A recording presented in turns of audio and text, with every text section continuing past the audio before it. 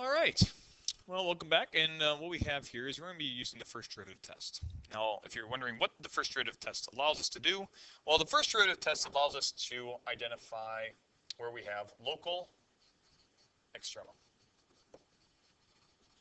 or AKA max and minimum values. All right, and we're looking for the location of these max and mins, and we can obviously identify what they are as well. But we're looking for the location of the local extremum. Now, to do this, a lot of students say, well, how do we do this? Well, I don't start with the how. I actually go through the why and where of how we're going to look for these. Now, according to the first derivative, we identify local extremum. All right.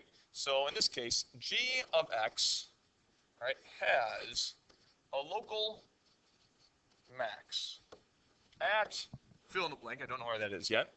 At blah. All right, because here's a justification you can use. Because we know that that will occur when g prime, the first derivative, what happens with the first derivative is that it needs to change from, must change, g prime changes from a positive value to a negative value. So we're looking for where g prime changes from positive to negative.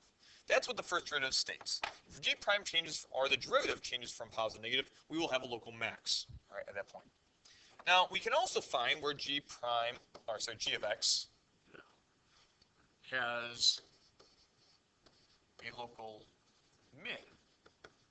Because that occurs, so g has a local min at, fill in the blank, blah, because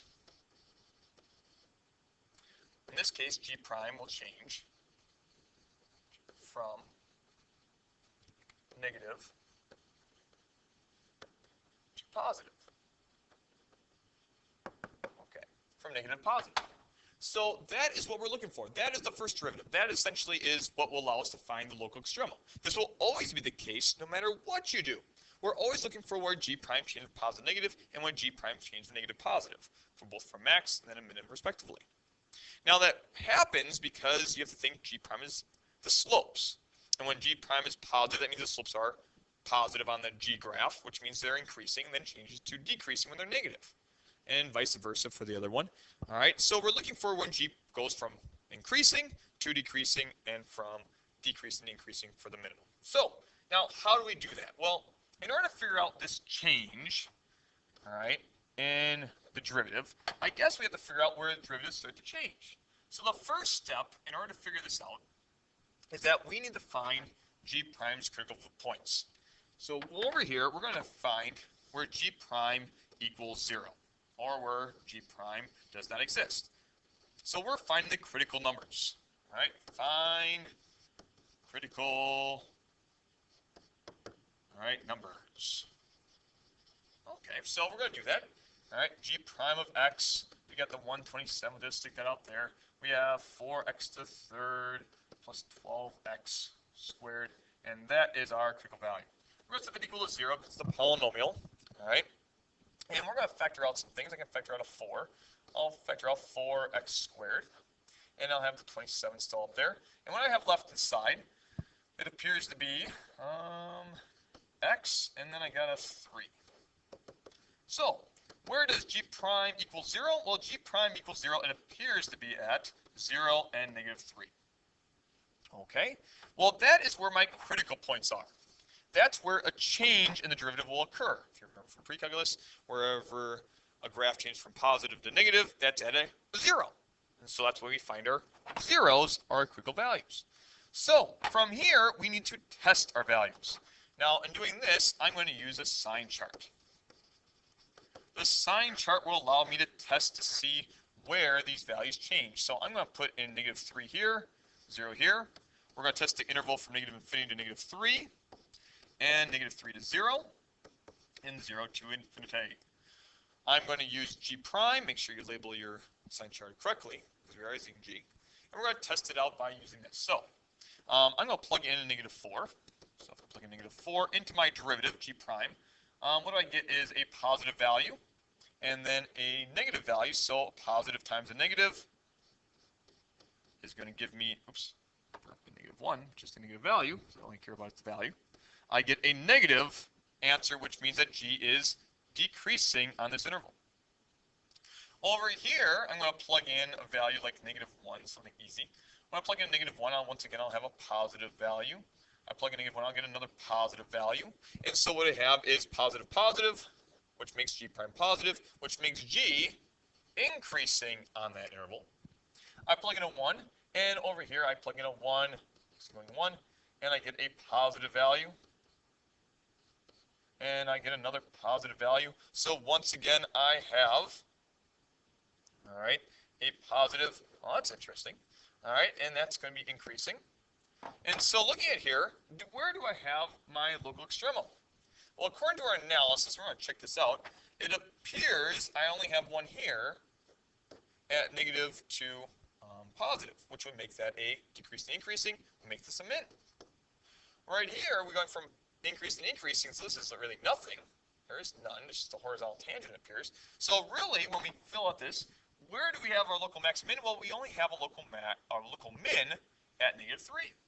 So up here, x equaling -3, all right, is where my local minimum will be.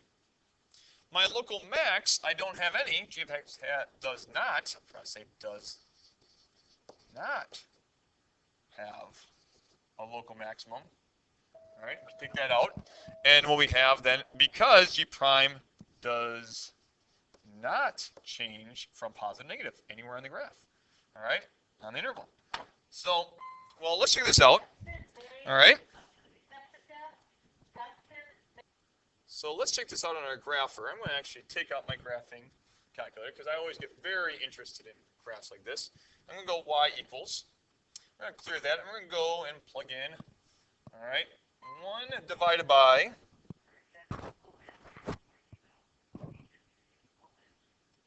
divided by 27. And we have x to the 4th plus 4 x to the 3rd.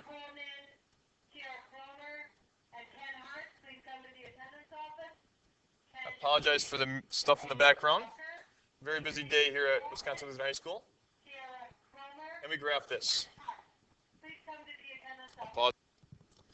Hopefully this will work. Well, look at our graph. I'm going to take this and see if this matches what we thought. Well, actually it does. If you look at this, we actually have right here, it appears to be a local min. Actually, it's an absolute min according to our graph. Local min at, well, I didn't know, well, it's at x equaling -3. Just like we found. This one point, well, what's happening right here at 0? Well, at x equaling 0, we realize that there is a horizontal tangent. But it doesn't change sign, so it just keeps on increasing.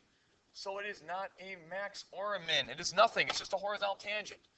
So we affirmed, according to our graph and through our analysis, that yes, g of x has a local min at x equals -3 because g prime changed from negative to positive. But it does not.